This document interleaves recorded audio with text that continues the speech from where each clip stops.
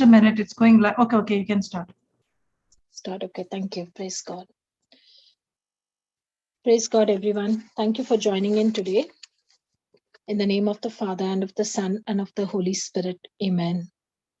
Heavenly Father, we praise you, we thank you, we adore you, we glorify you. Lord Jesus, our Savior, we praise you, we thank you, we adore you, we glorify you. Holy Spirit, our counselor, our helper, we praise you, we thank you, we glorify you, Lord. O loving, merciful, and blessed Lord, Lord, we thank you. Thank you for setting up your abode in the quarters of our heart, Lord. You sanctified us and you have made us your living tabernacle with your very life, the very quality of your personality and characteristic of your glory, resident in and expressed through us, your adopted children.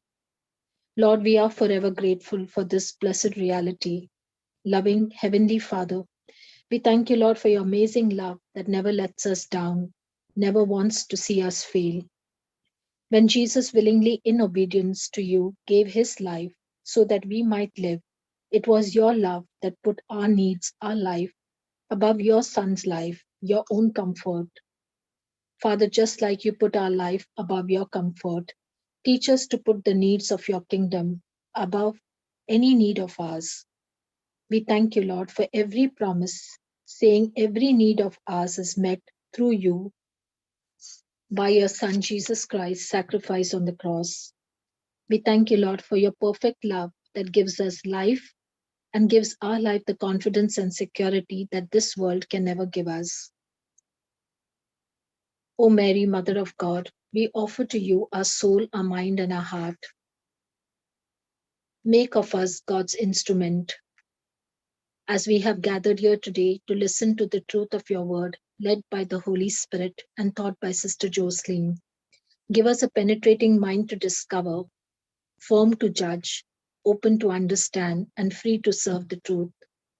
Give us an honest mind that recognizes the truth rather than judges by experiences. Give us, Lord, a tolerant mind which does not dictate to other people, but which seeks to share and explain what it sees clearly.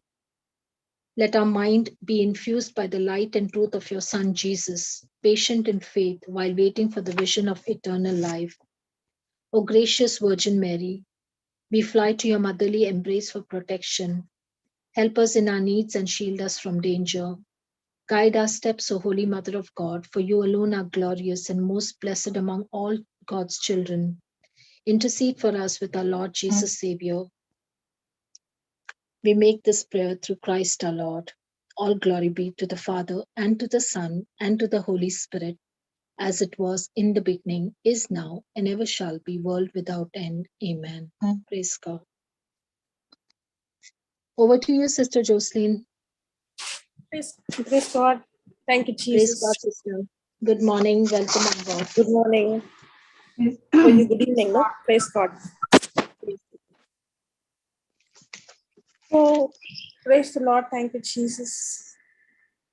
So, yesterday we saw the example of how Paul was speaking about how the slaves, the servants, are not supposed to be just man pleasers and do things for eye service. Praise God. Praise God. Thank you, Jesus. So it is, many times, how is the action when we are around people? How do we behave in front of people? Especially, how do we behave when people who are in, in position, people who are big in status, people who are in, influential, and how do we treat people who are, below us, or in status or in job, who are working under us? How do we treat? Do we treat both of them the same way?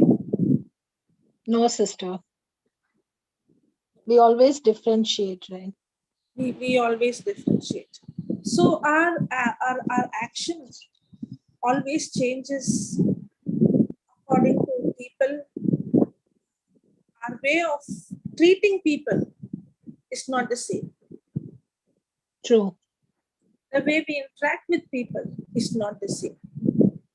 And and our action is different based on the person, and our action is different when a person sees us and when a person doesn't see us.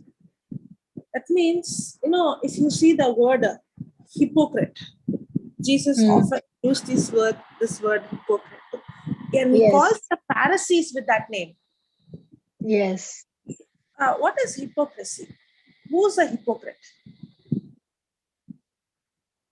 Somebody who is not bold enough to come forward and testify whether that person's action is right or wrong, especially when that person's action is wrong and he tries to hide. Okay. Who's a person? It's not just a person who's hiding, or, for example, what is the quality of the Pharisees? They were called, Jesus called them hypocrites. Yes. Hypocrites are also, Jesus called them because they did not practice what they were preaching others. Correct. Any other answer? Who's a hypocrite? Anybody has an answer? Praise God. You can always put it on the chat.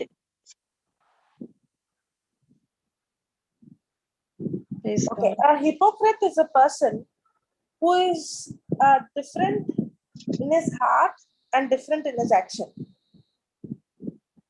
Now, when I am a man pleaser, when I am acting different when somebody is there, and when I'm acting different when I'm alone or when nobody is there, then I'm a hypocrite. So hypocrisy is when my action doesn't match my heart condition. That's why, we always learn my right action will not change my wrong thinking. Right. Many times our focus is on our action, and many times our action is to please the other person. But actually, God looks into our heart condition, because once our heart is right, our action by default becomes right. Praise God. Praise God. Thank you, Jesus. Thank you, Jesus. That's why, the Bible talks that we are all created to be leaders. When God created man, God said, God created man in his likeness and image, and God said that man have dominion. So we are all born leaders, correct? Because Correct. God told man to have dominion. He told man to have authority. God created man to be a leader.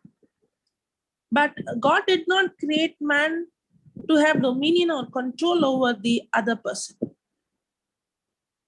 True. But many times we think leadership means to rule over the other person. And that's why Jesus became a perfect example of a leader, of a good leader.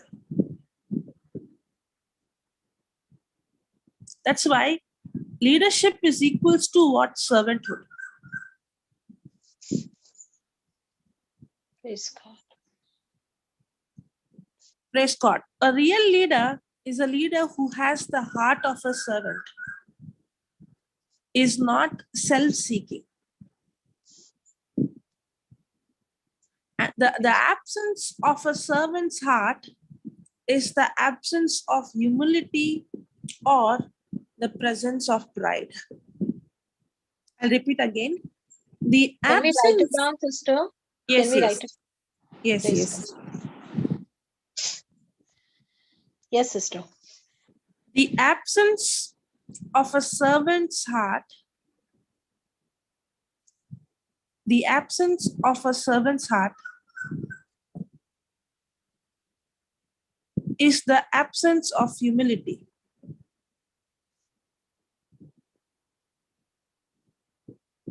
Or the presence of pride.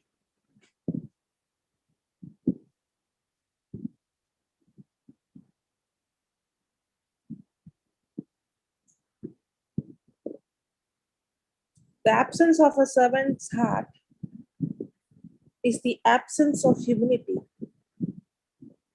or the presence of pride. Right.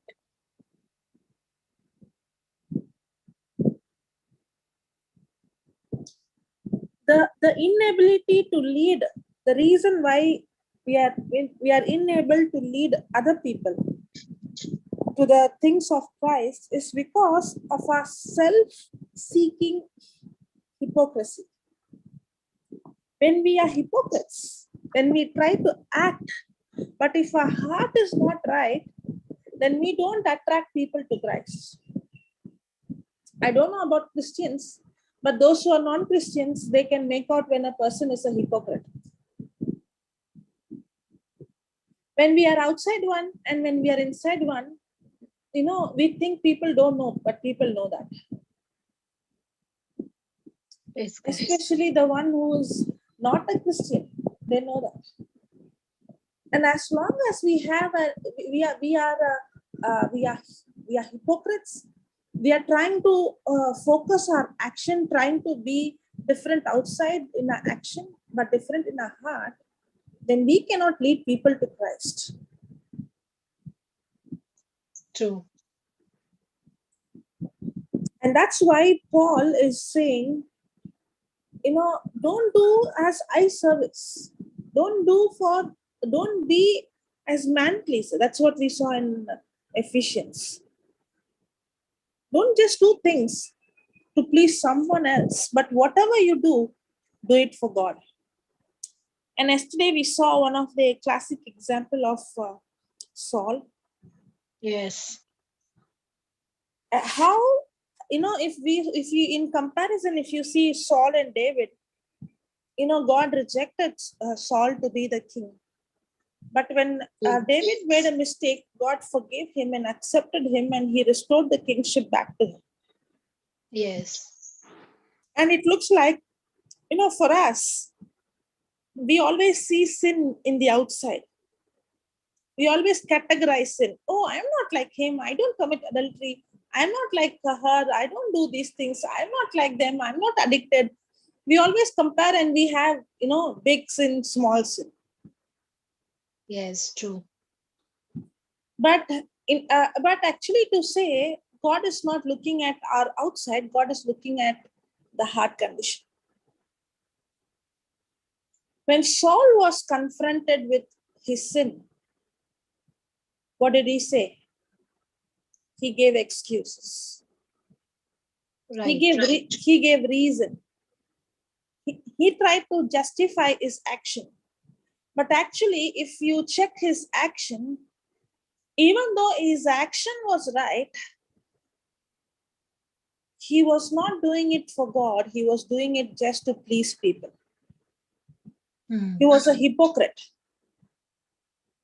He was different in the action and he was different in his heart condition. Even though it looked like he was giving sacrifice to God, the motive was not right. Many times it might look like our action is right from outside, but our heart condition is wrong. One of another example is the elder son.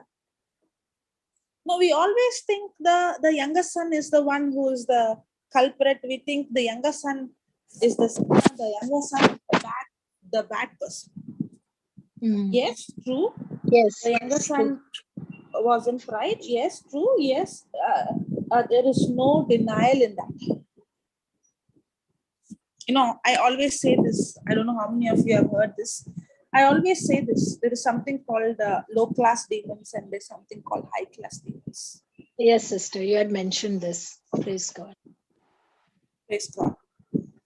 I don't know. The Bible tells there is hierarchies in the kingdom of darkness. The Bible says that. But Praise God. this interpretation, I don't know. But I took this interpretation from the examples in the Bible. I see two kind of people. One is the Pharisee and the other is the publican. One is the elder son and the other is the younger son. One is the Pharisees, the scribes, and the others are the sinners. Now, when you see the elder son, the Pharisees, the scribes, all these leaders and all those people, in the time of Jesus, if you see, they are divided into two. It looks like the Pharisees are so-called holy people. They kept all the law. Another side, the sinners. And if you see the quality of these Pharisees, these scribes, this elder son, they always had a problem with the younger son. They always had problem with the sinners. And it looks like they are good and the sinners are bad. So they were always judgmental, no, sister? The They Pharisees. were always judgmental. My question is, they were really good? They were good on the outside. They were showing themselves good. Yes. Even today, many times we compare us with others. And many times, when I see people speaking about somebody else, if you check, somebody is coming and telling, you know about her, you know about him, you know what she did, you know what. If you check, the reason why I compare, I'm not like that. It's because I want to show I'm better than that person. I don't do what that person did. I want to exalt me and put the other person down. Praise. But actually, the Bible says we all are sinners. And we all have committed sin.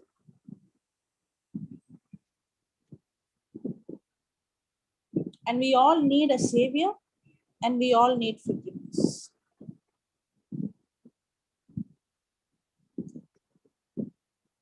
And self-righteousness is also sin.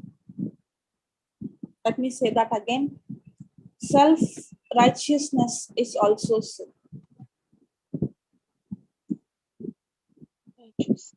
Self-righteousness is when a person is trying to justify himself with his own action. That's why, Galatians 5:4 says, we saw that, I think, last time. Christ has become of no effect. Yes. When a person is trying to justify by the law, he has been fallen from grace. Grace, yes. Praise God.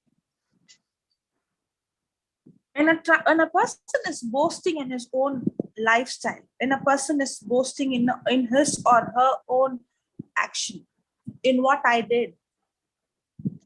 If you see a person who's all the time speaking about, I did this, I did that, I achieved that, I worked this, there is some problem with that person. Because that person's focus is more on what I have accomplished and what I have done. It is the Lucifer had that mindset. And when a person is speaking and every time I is in the center, then there is also pride. True. The problem with the Pharisees is their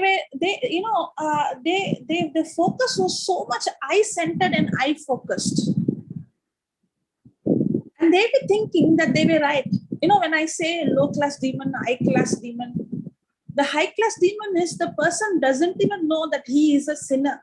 The devil has so beautifully deceived that person.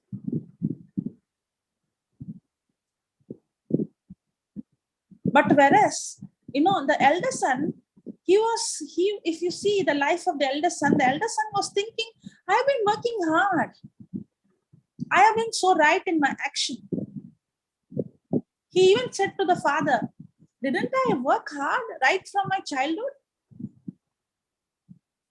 Didn't I serve you? Didn't I keep all the commandments? His focus was, I did all these things. But did he do it without love, out of love, or did he do it as man pleaser? As man pleaser.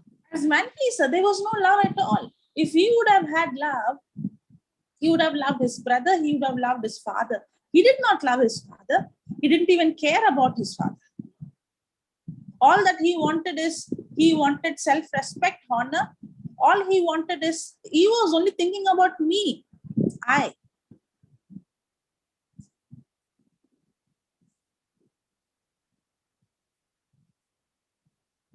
Praise God. You know, if you see a person with a high-class demon, the person with a high-class demon always thinks that he is right based on his action. The devil will deceive. You see, you have worked this much. See, you have done so much. See, you have not done what he did. It is all about, the action. That person is justifying. When I say self-righteousness, I'm trying to justify me based on the lifestyle or the action I live. But you are already disqualified because God is not looking at your action. God is looking at your heart condition. A hypocrite is a person who's different in his heart and different in his action. That's why I have to check my own life. How do I behave when people are around me? How do I talk when people are around me? That's why in Philippians chapter 2, we see Paul is saying, don't sweet talk yourself to put yourself up. It's not how I talk when everybody is there. It's not how I talk when I see people who are in high class. It is how I treat people who are poor. It is how I treat people can I treat people who are below than me, or people who are of less standard than me in the physical, not in the spiritual. In the spiritual, for example, the rich man and Lazarus. You can be rich, you can have big position, you can even have big title, even you can have big post in the ministry or in the church. But that doesn't make you big in the kingdom of God. Praise God. Praise God. Thank you, Jesus. Thank you, Jesus. That's why we have to check a heart condition. We always try to change our behavior, our action, our outside. Self-righteousness is the biggest sin. Because when a person is self-righteous, he or she will never realize I need repentance. Because that person is thinking, I'm right.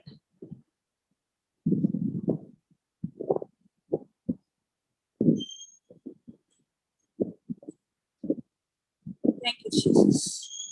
Thank you, Jesus. Praise God. Praise God. That's what happened to Saul. He was thinking he was right. And what about the low-class demon? When a person has a low-class demon, everybody knows that he has demon possessed. He's living a wrong life. Everybody knows that the younger son was an evil man. Yes or no? Right, sister.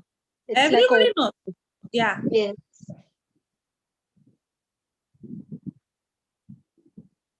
Praise God. Everybody knows that he is evil, and he himself knows that he is evil. But when it came to the elder son, he did not know.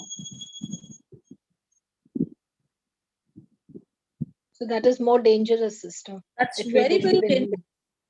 But if you see the high-class demon, the sin in the high-class demons is, you know what?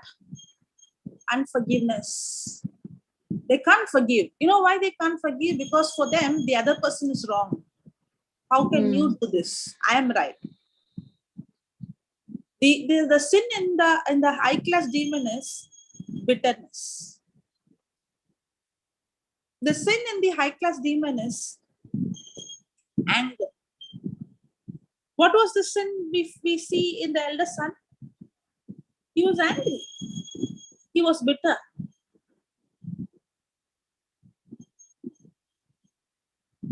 Can you put that yesterday's what we saw, Philippians chapter 2, verse 3, please?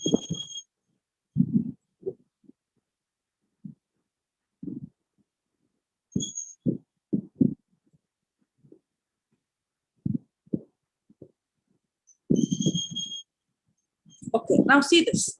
Let nothing be done through strife. Can you see that word strife?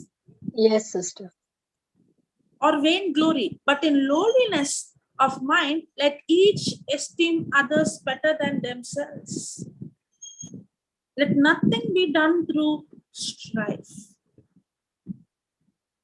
Whenever there is strife, whenever there is anger, whenever there is bitterness, there is also pride. That's why, but in lowliness, if I am lowly, if I am humble, then I will not open the door for bitterness. That's why if you see a high-class demon person, they will not commit other sins, but they will have sin like anger, bitterness, jealousy, comparison. All of these are the character of the elder son. What did he do? He compared. He was jealous. He was anger. So, sister, when we walk in any of these sin, we automatically open the door for the enemy. Because when we see these sin, we will see self-righteousness in us. Mm. And I told you, self-righteousness is sin. Yes. Because we think we are right. Why am I not able to forgive?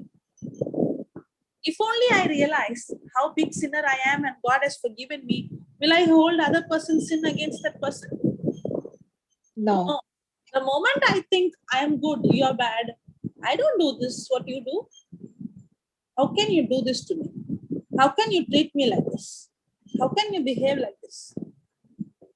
You don't know what that person has done. No matter what that person has done, the forgiveness that God has given you is not compared to the forgiveness God is expecting you to forgive us. Praise God.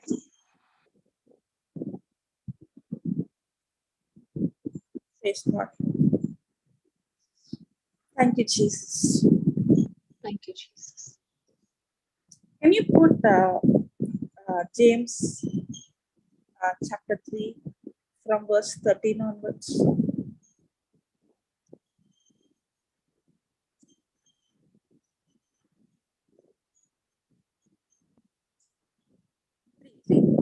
James 3.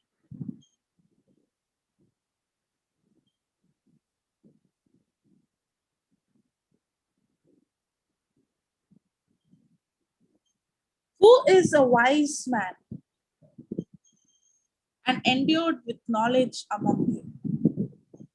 Let him show out of a good conversation. So God is saying the one who is wise, the one who has knowledge among you, let him show. He's telling to show. He's not telling to hide. He's telling to show. But how? Let him show out of a good conversation his works. How? With meekness of wisdom. A humble person is a wise person. Yes. And how is he supposed to show his knowledge? Not through arrogance, not through pride, but through meekness. How did Jesus show his wisdom? Through humbleness, being a servant, by serving.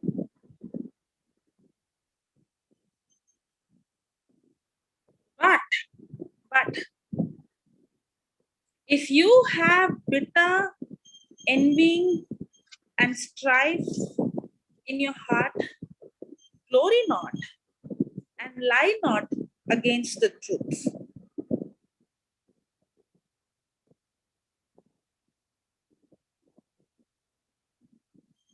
But if you have bitter, envy, and strife in your Yeah. heart, glory not. Many times when there is bitterness, when there is strife, there is also glory. Who are we glorifying? We are glorifying ourselves. Who was the elder son glorifying? He Himself. was angry. He was bitter, but he was saying, I did this to you. I worked hard. What did the Pharisee say? I fasted 2 times. I gave tithes. I prayed. I did this. But look at that publican. I'm not like that publican.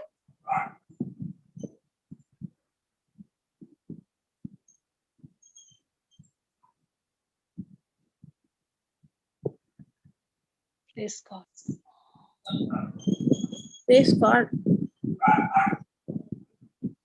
If there is bitterness and there is strife, don't glory. There is a lie in your heart.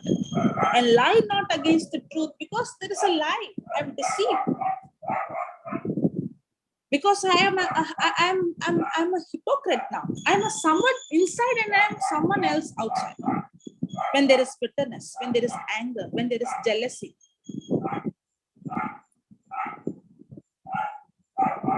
And the world will call it as wisdom. But according to the Bible, this wisdom descended not from above, but is earthly, sensual, devilish. Praise God. Many times when people, I have heard people saying, that person is very bad. She is very bad. He is very bad. He is very cruel. His intentions are very bad. Do we say that? Yes, sister. The moment we said that, we failed.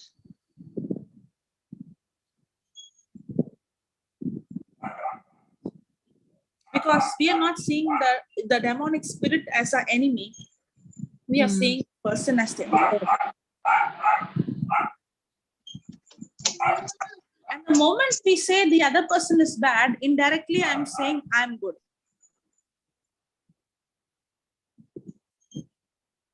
If you see the younger son, do you think the younger son will go and tell, how good I am? Or will he go and say, I was in the pit. And it is my father's love that has brought me back to home.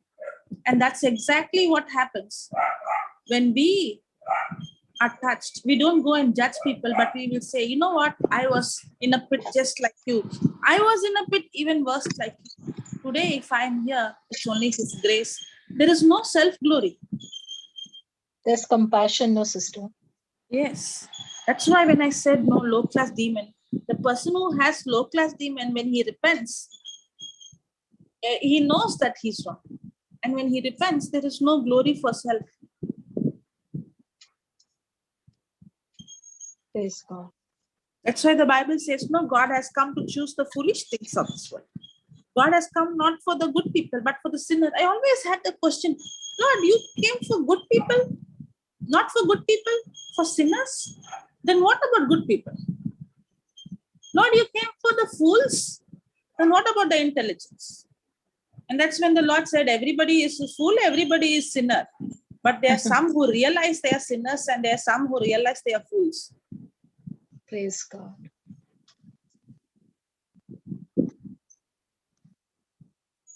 And the one who thinks that he's right and the one who thinks that he is wise, then that person is going to depend on his own wisdom. That person is going to depend on his or own righteousness.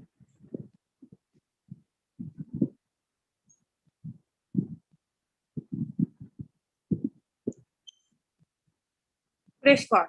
Thank you, Jesus. Praise God. Thank you, Jesus. Okay, so let's continue to go and see the example of Saul. So we saw how Saul, when Samuel came to encounter him, he gave excuse after excuse and he was blaming. And one of the quality of a pride person is to give excuse. And today we'll continue to see in 1 Samuel. Yesterday we saw 13th verse, right? Today we'll see 13th chapter. Today we will see 15th chapter.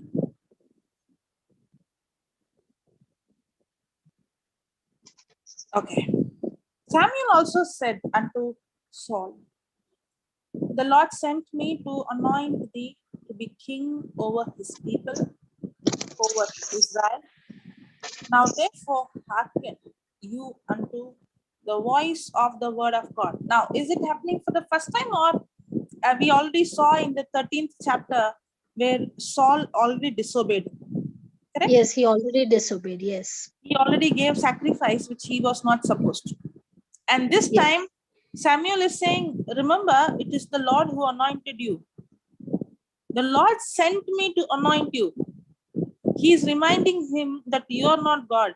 There is a God who has appointed you to be the king. Because many times, when we are small, when Saul was small, he was humble. When he was small in his position, when he was small in his, when he was small in his own ability, when he was an ordinary person, he was humble. That's why God chose him. But when he became a king, instead of becoming God dependent, he became self-dependent. That's what happens to us. When we are in difficulty, when we are in problem, when we don't have a job, we seek the Lord. But when money comes, when job comes, when things come, we have a tendency to start depending on our own strength. True. Praise God. In the beginning, Saul was doing everything depending on God. But when he got position, he started to make decision in his own without even asking God. That's why here Samuel is telling to Saul, remember that you are anointed as king by God. Now, therefore, you hearken you unto the voice of the word of God. Thus said the Lord of hosts, I remember that which Amalek did to Israel, and how he laid wait for him in the way when he came up from Egypt. Now go and smite Amalek and utterly destroy all that they have, and spare them not, but slay both man and woman, infant and suckling, ox and sheep, camel and ass. Okay, now here the instruction which God is giving might look very harsh for us. Yes or no? Yes, sister. God is asking to go and destroy the Amalek, destroy them utterly, destroy everything, man and woman and infant and babies and ox, and not leave even one life. And it might look for us, how can God do this? I had big problem, earlier when I did not understand, not now, earlier. How is that God doing all these things? Why is he so arrogant? Why is he killing innocent babies, people, men, women? And when I started to study, I started to understand God is the same. Jesus is the same yesterday, today, and forever. And we see that Jesus is the perfect representation of Father. Jesus never killed any enemies. Even when he went to Samaria, he did not say, you all have mixed married and you all have gone out, and he did not show any kind of anger to the Gentiles. He was only showing compassion. Yes or no? Yes, sister. Then why did God allow this to do? Why is he asking Saul to go and kill these Amaleks, completely wipe out? Why? I don't know, sister, but I'm very curious now to know. Praise God. Okay. Actually, if you see in the Old Testament, God had to keep the lineage of the Israelites very clean. Okay. That's why if you see God wanted a person, and God found a person, that is Abraham. And through Abraham, because he was seeking anybody to cooperate with him. Remember, God cannot just like that establish his plan on this earth. He needs man to cooperate with him, agree with him. Okay, and that's how there was a man, even though Abraham was worshipping idols, false god, but his heart was seeking pagan. Yes, he was seeking the real God. So God was looking for a heart. God was looking for a man so that he could establish his covenant.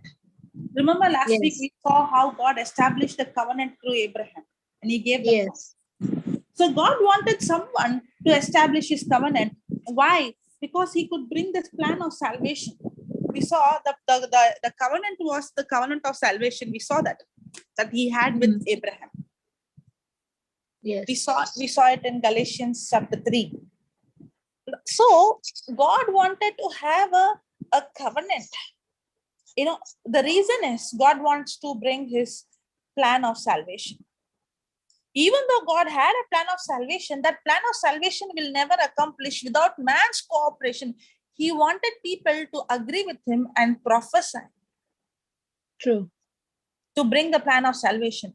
Now, why is that God allowed certain things in the Old Testament is, for him, what was very important is, if Jesus is not going to come and die, if that plan of salvation is not going to be accomplished, then there is no way that human race can be saved. The entire human race will be destroyed. So God was not working with a small term goal. He was working on the plan of salvation. That's the reason why he wiped out, the world with the flood, because at the time of Noah, because sin multiplied in such a way that there is no way that Messiah can come, because it spreaded like cancer. That's why God had to protect the lineage for Jesus to come. Okay. Now, when you see, when God chose, Saul to be the king, and God has chosen the Israelites. Now, the Messiah is going to come from that lineage. If the Israelites are not going to be, for example, I'll give you one of the examples. King Josaphat, right? Yes. We have studied about him. You know what King Josaphat did? King Josaphat, King Ahab, right? Yes. King Ahab is a wicked king. Jezebel and Ahab. Most of us would have heard the name Jezebel. Yes. Ahab's wife is Jezebel. Now, both of them, they're so evil that they killed so many prophets of God. You know what Josaphat would do? Josaphat would take Ahab's daughter as daughter-in-law for his son. But the reason is not there whether his son liked or he was having friendship. But now, because Josaphat, even though he was good, we saw he was a very good king. He was a God-fearing. He did so many good things. Because of him, he also made the people to study the word. He appointed the priest, the high priest, to teach them, the holy book, the 5 books. He was a very holy king, but he made a mistake of taking Ahab's daughter as his daughter-in-law. You know what she did? She comes and she kills every seed of David. Now, God gave a promise that Jesus is going to come through the seed of David, right? David. Yes, it looked like that promise was, buried. She kills everyone, but God supernaturally hides one person. Nobody knows. At the age of 7, the high priest brings him out, and then he was, at the age of 7, he was anointed to be a king. Now, one of the example is, just because Josaphat had a wrong fellowship, these Gentile who come as wife or who come as a, when they enter into Israel, they bring corruption, they bring false worship, and they bring, when there is corrupted, then the lineage of the Messiah is going to be corrupted. In other words, to say, it is going to hinder for the Messiah to come. So, in the old covenant, they did not have authority to fight against demons. They did not have the authority to cast out demons, what we have right now. Yes. Because of Jesus. Because in the old covenant, they did not have authority because of sin. Man was already under slavery. Because of sin, man already gave the devil the dominion, the mastership. But in the new covenant, we have dominion over demonic spirits. So in the old covenant, there is no other way that man had to go and fight against the flesh. So God had to,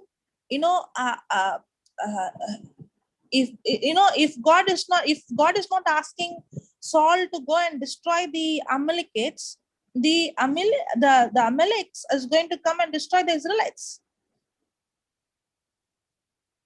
Okay. So it was more important for God to preserve the Israelites. Yes. Than the... Remember, the Amalekites came and when David was king at that time, we see in, I think, 1 Samuel 30th chapter, we see how they come and they destroy the whole Israel, the whole people, everybody. They take all the wife, the children, they burn everything. At that time, we also see how David encouraged himself in the Lord.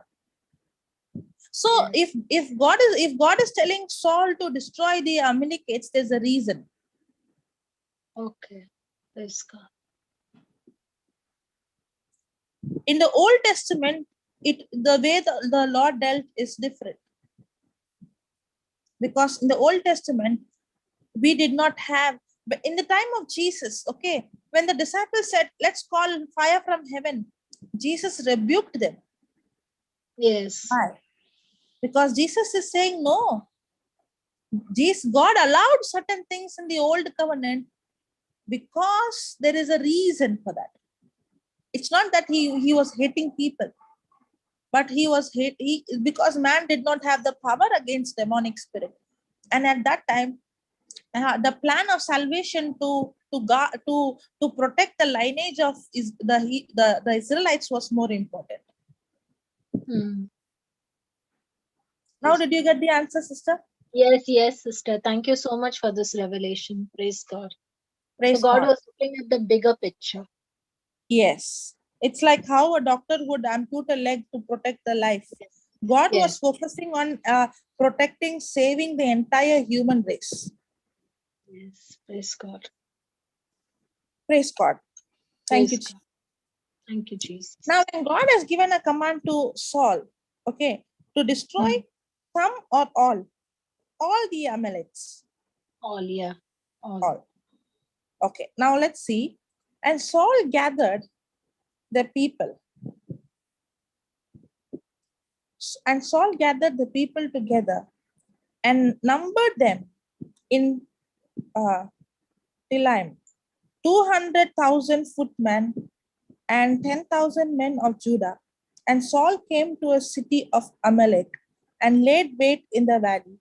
And Saul said unto Kenites, go depart, get you down from among the Amalekites, lest I destroy you with them.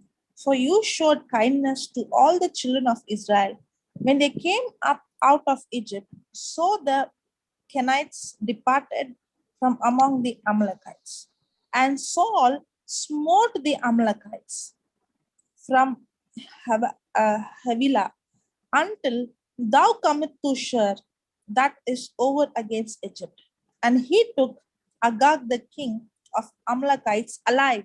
Now, what did he do? Did he kill the king or did he take him alive? He took him alive. He did not kill him. He took him alive. If he is going to leave the king, then the king can become anytime become the king, right? He can anytime take the rulership. Yes. He took the king alive and utterly destroyed all the people with the edge of the sword. But Saul and the people spared Agag, not only the king, and the best of the sheep, and of the oxen, and of the fatlings, and the lambs, and all that was good. What did they do? Did they kill everything? No, they didn't. They didn't. Now, Saul, is he obeying what God did, or is he doing what he Not thinks at is all. good? He's doing what he thinks is good. He's thinking, I'm smart than God. Why should I kill all these good things? Why can't I keep it? It becomes my resource. Oh, wow. He kept the best sheep. He kept the best oxen. He kept everything best with him, and would not utterly destroy them. Many times, sister, if you check our sin life, okay, Mm. many times we justify our sin thinking, I need this, and God is not going to give me what I need. So we use our own intelligence. We use our own intelligence and we think we are smart than him. Yes. We think we know better than him. We think we know what we want, and we think God will not give me what I want. We become Yes, smart in our own eyes.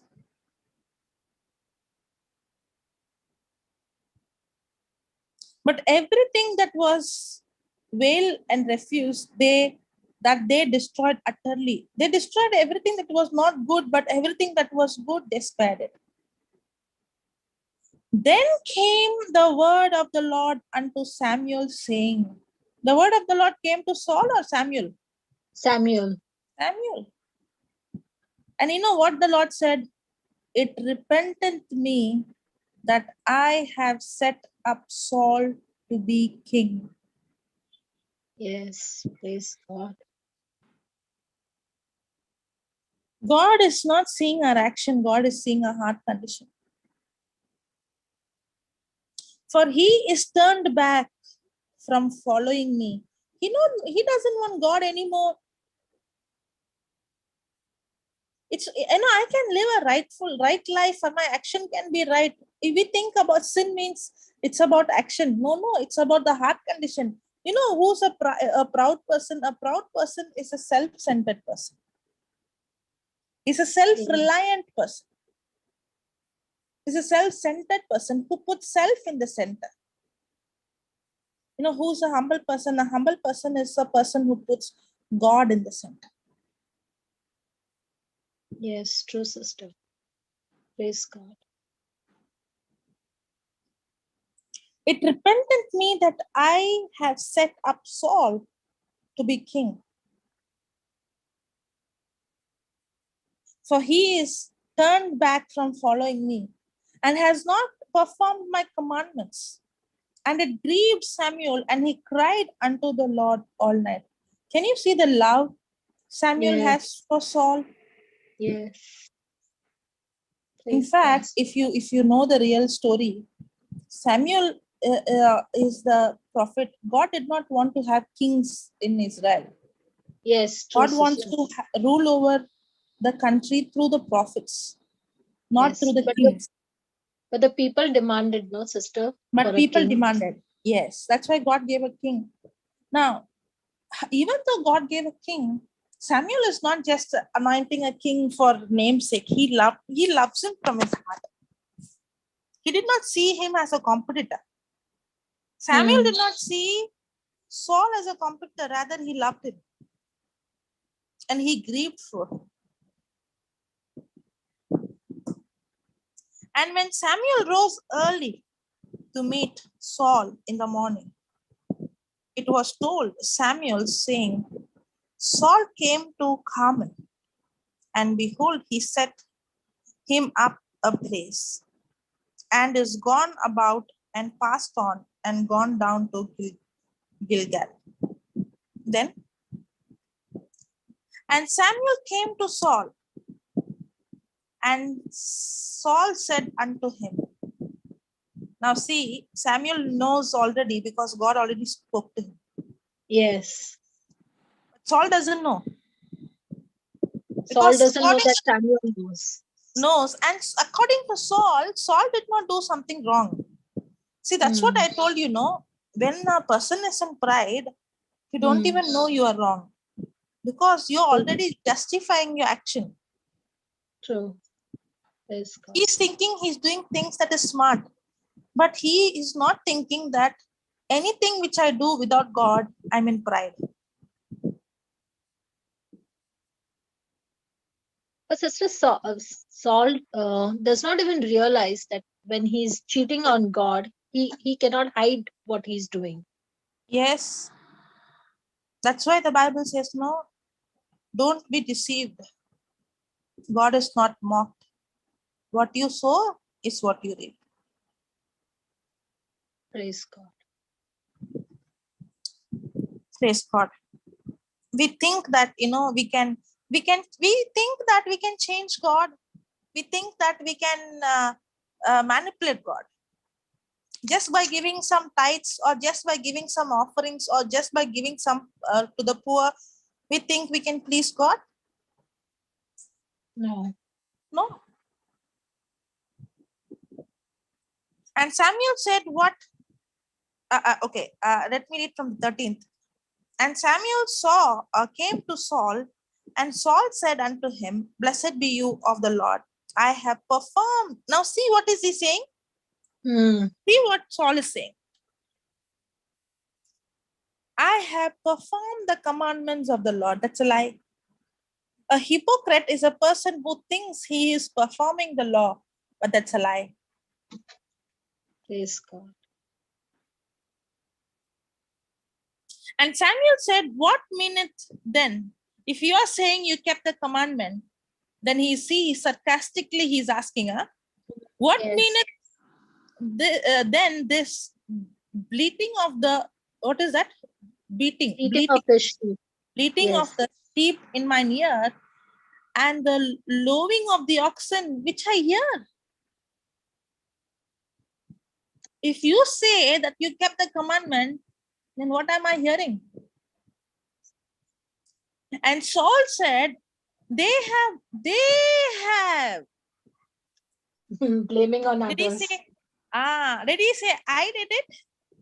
No. How will they do without the king's command? True. They have brought them from the Amalekites. For the people. First they, then the people.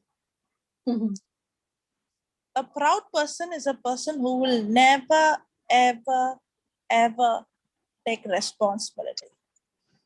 A proud person is a person who always gives excuse.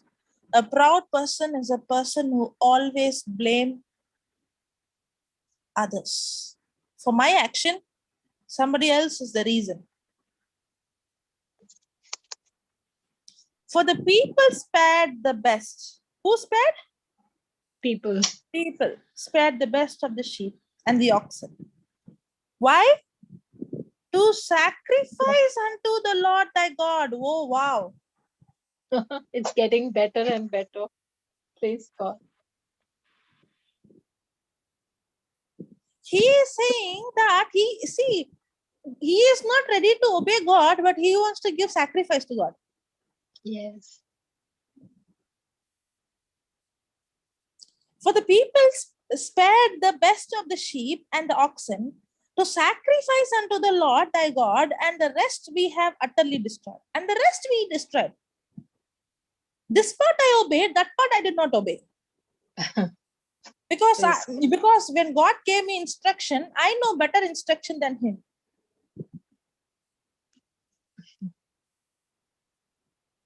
Because I'm smart than him.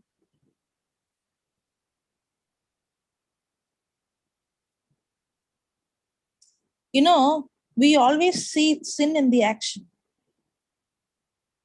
When the same Samuel went to confront David, he immediately repented with his sackcloths. Yes. He immediately repented of how bad he was. He accepted his sin. But what about Saul? He was trying to He didn't even realize. He was, God can never use Saul.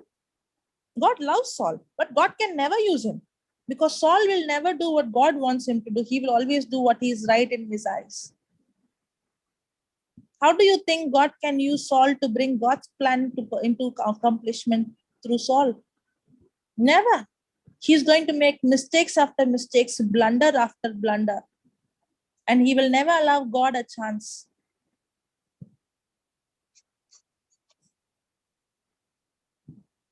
Praise God. That's exactly what happens in our life. We might be thinking we are living good life, right life. We compare ourselves with others and say, I'm much better than many people. But as long as I'm not going to be humble to become God dependent, I will never be allowing God to fulfill his purpose through me. God can never use a proud person. A proud person is cut off from the grace of God. Is cut off from God. Because now he becomes the God and he makes decision what he thinks is right. How do you think God's purpose, God can, if you're not cooperating with God, how does God's purpose, God's will manifest through us? Praise God. God loves Saul, but he cannot use him anymore. God's plan will never accomplish through Saul because Saul will never do what God tells him to do. He will do what he thinks is right to do. That's why the Bible says, acknowledge him in everything.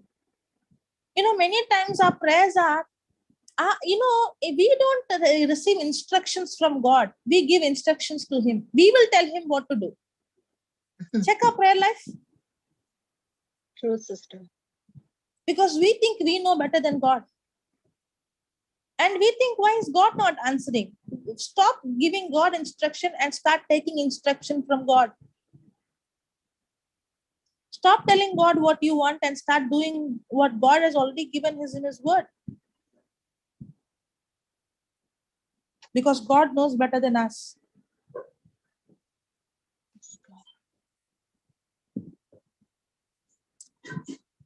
See the 16th verse.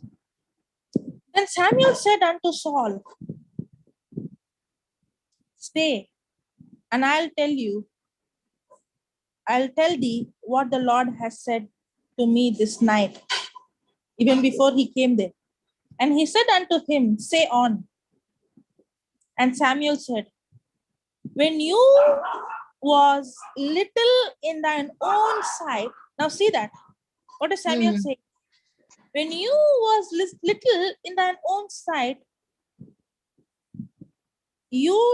what is that? Was you not made the head of the tribes of Israel? Didn't God make you the head of the tribes of Israel?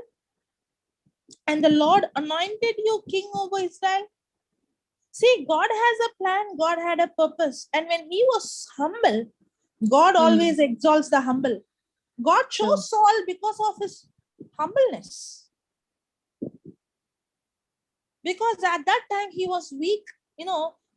When you read this, when God chose Saul, the first day when Saul was anointed as a king, Saul was hiding behind a basket. And everybody is wondering, where is the king disappeared? Everybody was searching the king. Where is the king? Where is the king? Where is the king? And king was hiding. And Samuel had to literally pull him out. Praise God. And when he was so little in his own eyes, he was so dependent on God. And he saw the supernatural power coming on him. He was not a king with his human ability. Because he was so humble, he was so dependent. He did not make any decision of his own. That's why the Bible says God chooses the weak things, the foolish things, because a fool will always depend on God. But the moment a person thinks, I'm wise, I know it all, you no longer depend on God, but you depend on your own. You start saying, my hard work, my money, my sweat, your hard work, your money, you did it? Or God gave you the wisdom? God gave you the body. God gave you the brain. God gave you the strength. Sister, there's a saying, no, self-made man. Some people say I'm a self-made man or a self-made woman. Praise God. They think they are the God. They can do whatever they want. But they forgot it is God's grace that you have your life. It's God's grace you're breathing. What happens if one part in your body is damaged? Then you will think, then you will know. All this says it is the grace of God that helped you to live a healthy life. It's nothing that you and I can take credit. When Saul was little in his own sight, he was God dependent. That's when God chose him to be the king. He anointed. God always chose the humble. And the Lord sent thee on a journey and said, go and utterly destroy the sinners, the Amalekites, and fight against them until they be consumed. Wherefore then did it you not obey the voice of the Lord, but did it fly upon the spoils and did evil in the sight of the Lord? And Saul said unto Samuel, yea. Now see him. See what is Saul saying. Yea, I have obeyed the voice of the Lord again and again and again. He is not ready to accept his mistake. He's not ready to change. God already saw his heart. Huh? God knows that Saul is not going to repent. Praise God. In his eyes, he's right. Yea, I have obeyed the voice of the Lord and have gone the way which the Lord sent me and have brought Agag, the king of Amalek, and have utterly destroyed the Amalek. Again and again, he's justifying his action. How many times we try to justify? Nobody can justify. We all have to repent. Nobody can justify. That's why we saw in Galatians 5:4. You are cut off from Christ when you try to justify yourself. Don't justify. Repent. Repent means what? Not feeling sorry. Repent means change of thinking. I can feel sorry and I can continue the same thing again.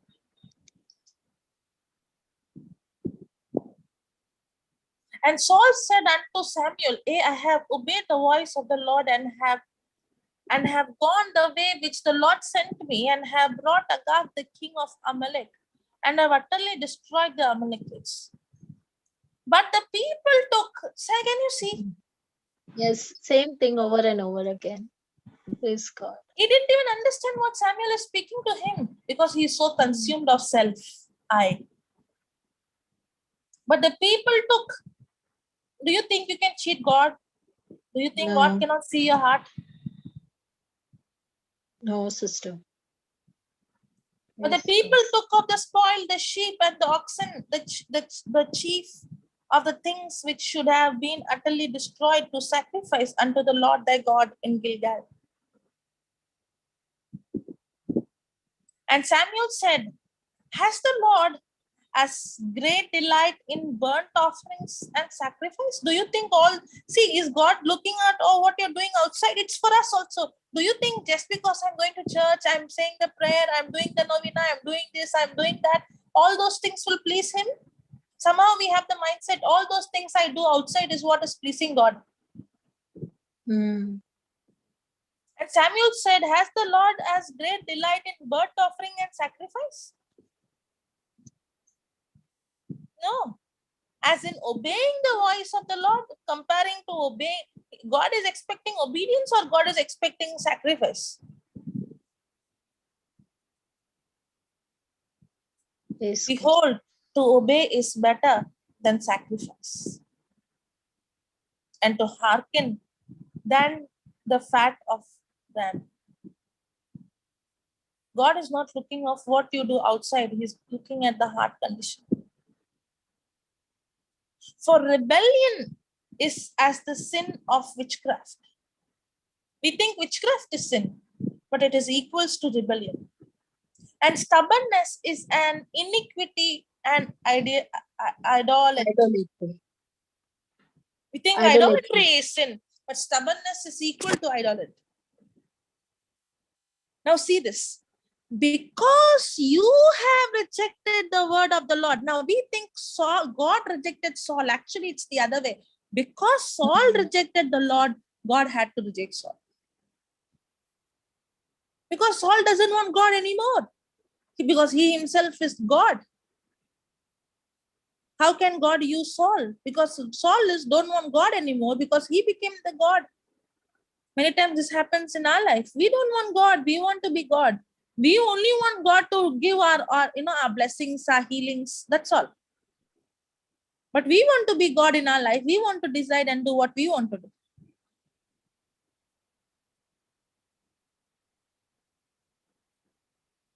Because thou hast rejected the word of the Lord, he has also rejected thee from being the king. Now, till now, the scenario was different. The moment the word came out from Samuel's mouth that God has rejected you to be the king. Okay. Now see Saul's action. Okay. And Saul said unto Samuel, I have sinned. Now, why do you think now Saul is saying, I have sinned really because he repented or because he doesn't want to leave his position as a king? Yes, he doesn't want to leave his position, not because he's changed his heart. So it's not about the right words. I can speak right words. I can openly say, oh, I'm giving God glory. Oh, it's not me. Or I can openly say words, but God is again looking at the heart. Why do I say those words? Praise God. Saul is at last saying, yes, I have sinned. But why is he saying? Not because he really repented, because he don't want to lose his position. And Saul said unto Samuel, I have sinned, for I have transgressed the commandment of the Lord and thy word, because I feared the people. Is it because he feared God or because he feared people? Feared people. Feared people. Because I feared the people and obeyed their voice. Did he obey God's voice or people's voice? People's voice. Do we fear people or do we fear God? We fear people. Do we please people or do we please God? We please people. Do we do what people say or do we do what God says? What people say. Yes. You check your life. Many times we don't want to do what the word of God says because what will people think? What will my family think? What will the society think? They will call me mad. So I want to adjust myself and change myself, but you are rejected in the eyes of God. You are accepted in the eyes of the world. You cannot be both man pleaser and God pleaser. You can either be God pleaser or be man pleaser. True. And Yes, if you're sir. a God pleaser, you will surely get bad name from people. You see any person in the Bible who are God pleasers, people insulted, mocked, but every time I'm a God pleaser, remember, whenever I'm humble, I'm God pleaser. And when I'm God pleaser, God is the one who will exalt a humble person. There is always honor that follows humility. Yes, amen. Praise God. Amen.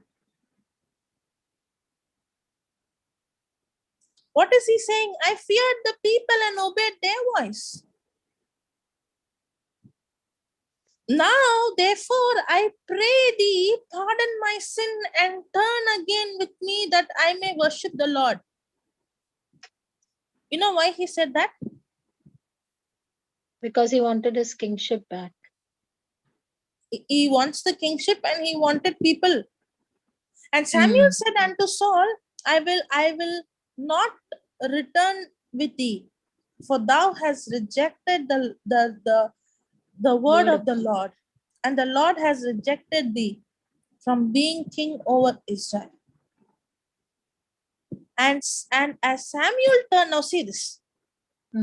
And as Samuel turned about to go away, he laid hold upon the skirt of his mantle and it rent. He's holding his... I didn't understand, sister. He laid hold upon the skirt of his Oh, mantle. okay. Can you put that 27th verse in AMP?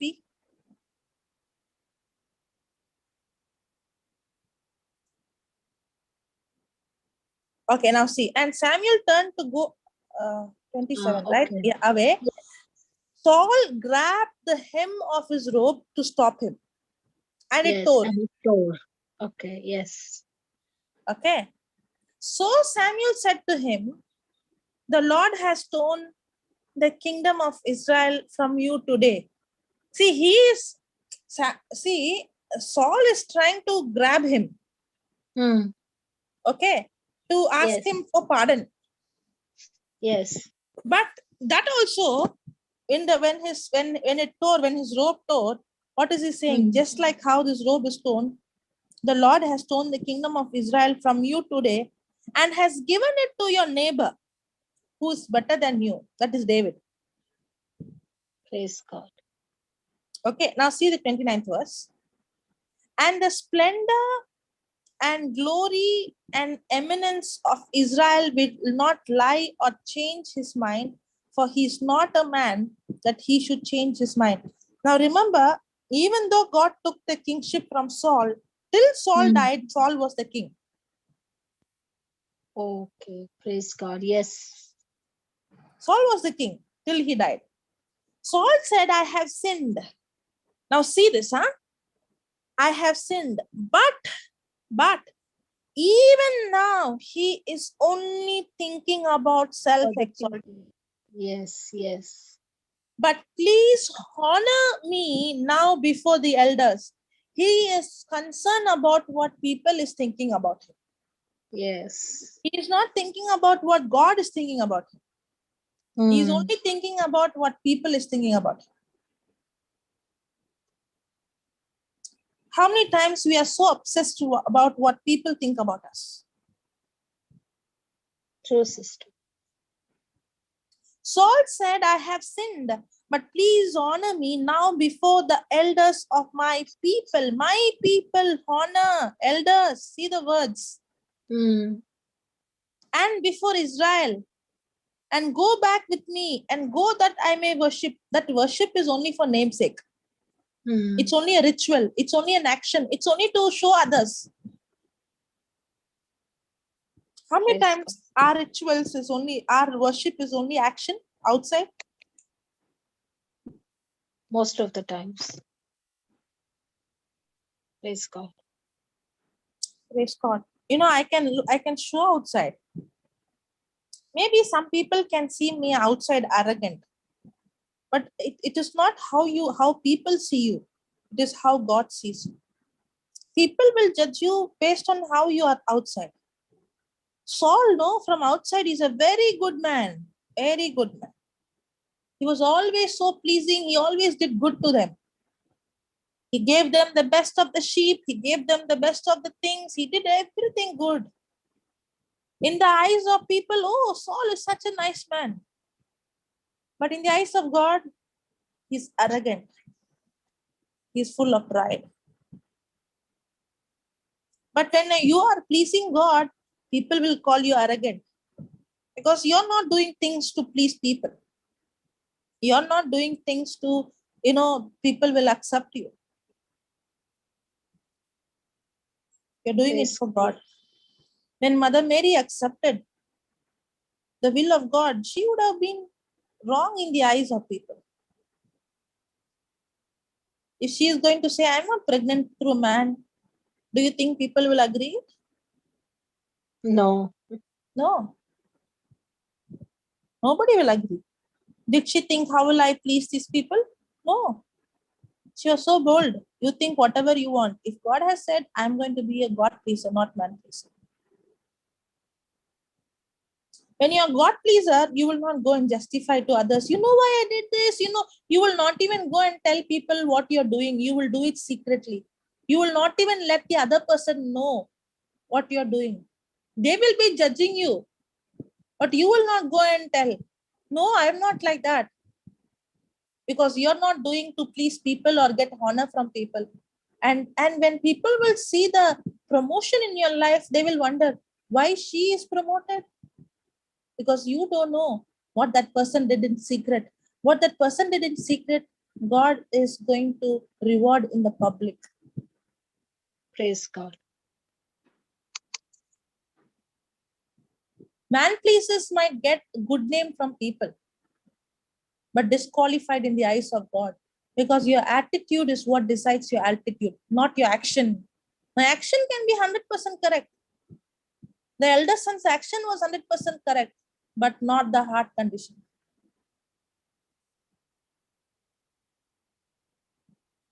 I might even justify saying I did this, I did that, I did this, I worked hard.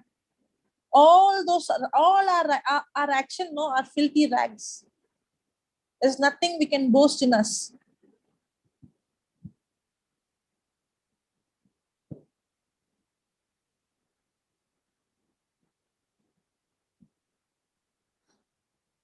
Praise the Lord. Praise God. Thank you, Jesus. I think Saul is one of the best example for us to learn. Yes. Yes, sister.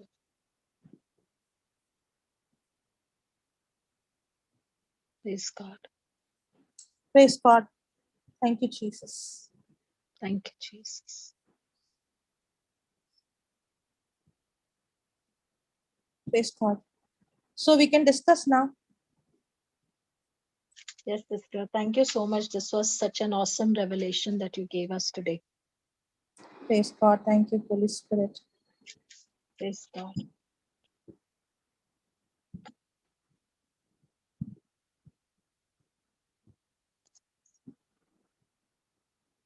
So, any So we all questions? have Yeah. we have so many qualities of Saul, sister. We need to acknowledge and repent.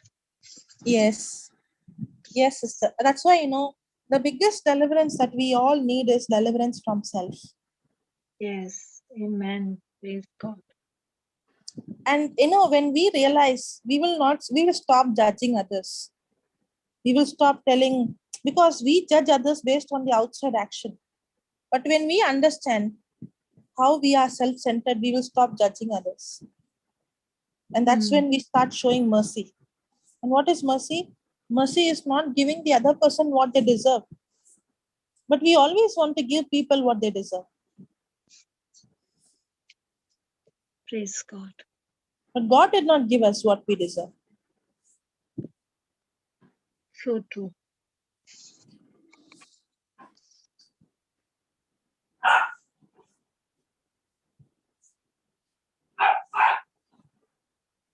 Anybody has any questions for Sister Jocelyn? Praise God.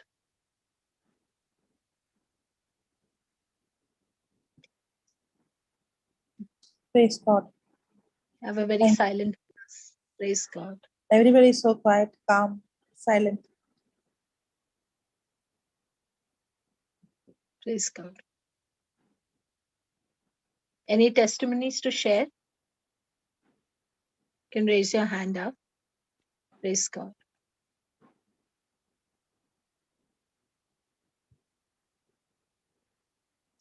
We need to go and study again, sister, whatever you taught us today from this book of Saul. Praise God. Praise God. I just wanted to also mention about JCILM, which is going to start on Sunday. Yes, Yeah, Sunday yeah. they have the first class, and it's going to be in French. And Brother Amal is going to take the class. He's going to teach in English, and there'll be French translators. So I will put the link on the chat, and please spread the word so that many are benefited by this. Praise God. Praise God. No one with any questions? Even if no questions, you can share from your side. Praise God.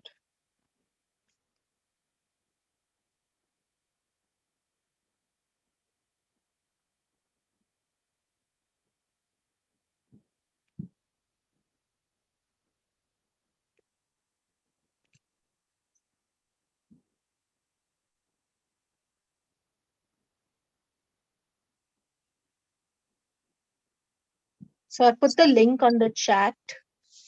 So those who want to copy it or note it down. Praise God. Praise God.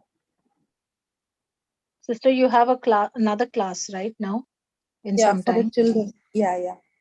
Praise For God. the children. Today, Saturday is a whole day for children. So, Yes. we start at 9 o'clock.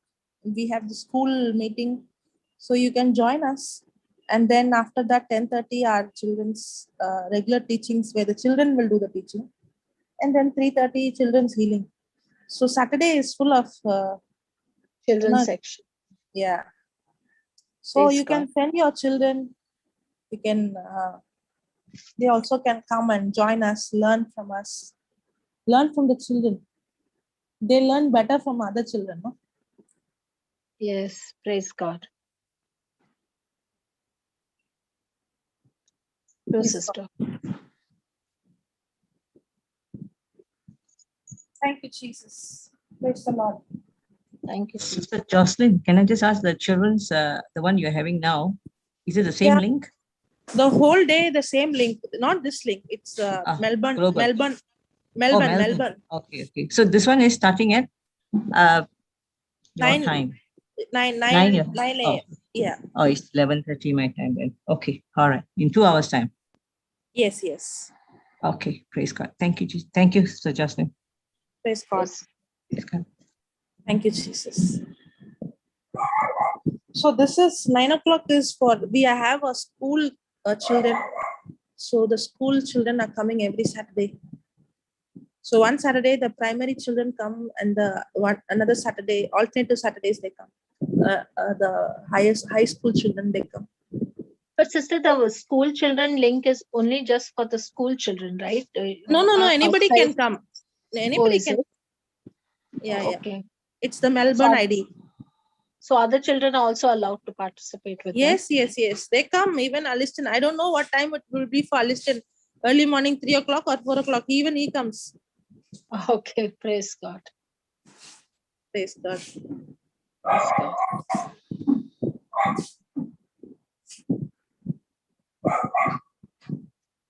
So there is so much of depth in just these following scriptures, the promises that you read about Saul, sister.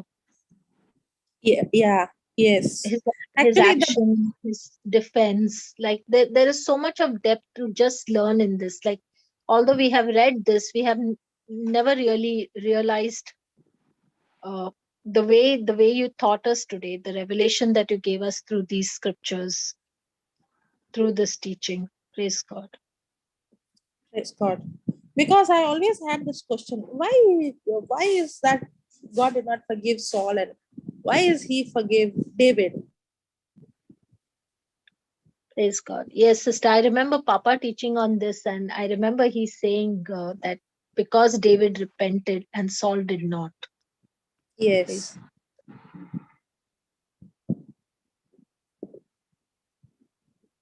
And the repentance is, the repentance is change of thinking. He is making, Saul has put him only in the center till the end. He did not repent. Yes. Outside it might look like I am a sinner, I have made sin, I have changed, and all those things, but his motive is why? Because people, you have to anoint me before people, you have to accept me before people, before the elders. He was more concerned about the honor that he has to get about people. Yes. So the moment he realized his throne was in danger, he just said verbally, just superficially, that he repented, but actually in his heart he did not. No, because he is a man pleaser.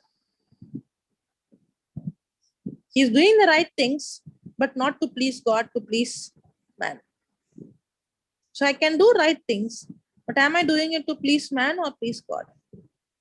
It is so simple, but it is so profound. Praise God.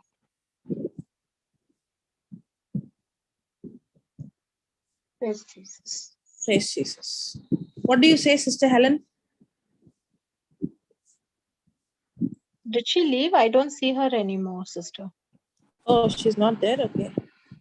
She's left. She just left. Okay. Nobody has any questions or testimonies to share today? Praise God.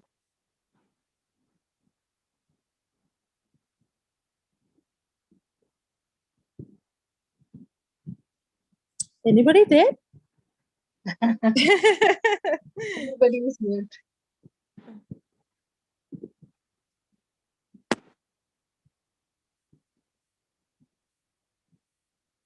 Any This is questions? some- Yeah. Somebody had asked me a question of why in the Bible it is said eye for an eye. You know, that scripture which is there. That Does is it how it- literally mean, did God literally mean eye for an eye? And you know, there's another scripture which says, if your hand sins, then cut it off. It is okay. That is in the new. The second scripture is in the new covenant. The first scripture is in the old covenant. Yes. If you have committed sin, then you will receive what you have done. Correct. Correct. Okay. What you sow is what you reap. But the good news is, even though I have done the mistake, Jesus paid the price. Jesus paid the price. Now, for example, one of the classic example is when the woman who was caught up in the adultery. Okay. Now, for the Yes. mistake that she did, what was the punishment according to the law? She Death. has to be stoned to death. Yes. Correct. Now, what Yes. did Jesus say? Jesus did not say you should not stone. See, that's the point. Jesus did not say you should not stone because sin has to be punished. Eye for Yes. eye is okay. Sin has to be punished. But what did Jesus say? The one who has not committed sin among you, take the stone. Yes. If you go according to the law, if I have to judge somebody for their mistake, what about my mistake? If I have to throw stone, then what about the stones coming on me? So sin has to be punished. But only a person who's righteous can punish the sinner. In that case, the only person who had the right to throw stone on that woman is Jesus. Yes. Because Jesus is perfect and he had every right to throw stone on her and condemn her because he is perfect. He is sinless. But then he chose to forgive by taking that punishment on himself. So yes, when a person commits sin, you have very right to punish that person. But the question is, what about your sin? That's why True. Jesus said, you have to throw stone. I'm not saying no, you have to punish. According to the law, sin has to be punished. But the one who has not committed sin among you, you throw the first stone. Then you're disqualified, no? True. Because if you're going to throw stone, then you also have to be thrown stone on you. If that person has to be punished, you also have to punish. If that person is wrong, you are also wrong. So nobody can judge the other person because we are ourselves wrong. Praise God. That is the answer for the first. The second one, what you said about Jesus cutting off the hand and leg, it is a figure of speech where Jesus is saying, what is the use of you having a hand and living a sinful life? Having a leg and you think you have a leg, but that leg is committing sin. What is the use of you having the physical organ, but it is doing corruption? Okay. Praise God. That's what he meant. Praise God. Thank you, sister. I got it. Thank you. Praise Thank you, God. Jesus. Sister, if nobody has any questions, do you want to close? Yeah, sister, we can close if there is no one. Okay. Praise God. I'll make the closing prayer, sister. Yeah, sister. Our Father, we praise you, we thank you, we adore you, we glorify you. Lord Jesus, we praise you, we thank you, we glorify you. Holy Spirit, we praise you, we thank you, we glorify you, Lord. We thank you for this beautiful teaching by Sister Jocelyn, Lord. Lord, as we have heard and understood the truth of your word, Lord, teach us to be sensitive to your holy presence as we commit all the matters in our life to your wisdom, Lord. For your word brings order in our life and guides our heart and mind. As we pray for a deeper commitment to your word, Lord, give us the grace to be humble and to live with a repentant heart, to make you the center of our life and always keep our gaze fixed on you, to trust you in all the trial and tribulations that we encounter. Lord, by your grace, we are an overcomer. Our faith and trust are in you, and your mighty power at work sets for us in motion your word. By our faith and believing works, all things together for our good, Lord. Nothing else moves us. Father, thank you that you promised that you would do exceedingly and abundantly above all and beyond what we can imagine. Thank you that you have never failed and your promises are always true. We believe, Lord, that you are watching over your word to perform it in our life, and we thank you for the privilege of spending time with you. Your word is the path for our life, and in your presence is the fullness of joy. At your right hand are pleasures forevermore, Lord. Thank you for giving us the faith of the Son of God. And let not this faith ever deteriorate in us, our prayer to you ever cease, and our love for you ever fade. Father, in Jesus' name we pray. All glory be to the Father, and to the Son, and to the Holy Spirit, as it was in the beginning, is now, and ever shall be, world without end. Amen. Amen. Praise. Thank you, everyone, for joining. Thank you, Sister Jocelyn, for the beautiful teaching. Thank you, Thank you. Jesus. Thank you, Sister Marina. Thank you, Praise Sister. God. Praise God. Thank you, everyone. Praise God. Thank Thank you. you. Thank you, everyone, for joining. Thank We'll you. see you next week, sister. Praise God. Yeah, Thank yeah. you. Thank you, Jocelyn. Thank you, Pamela. Thank Thank you, you. everybody. Thank you, sister. Good night from Canada.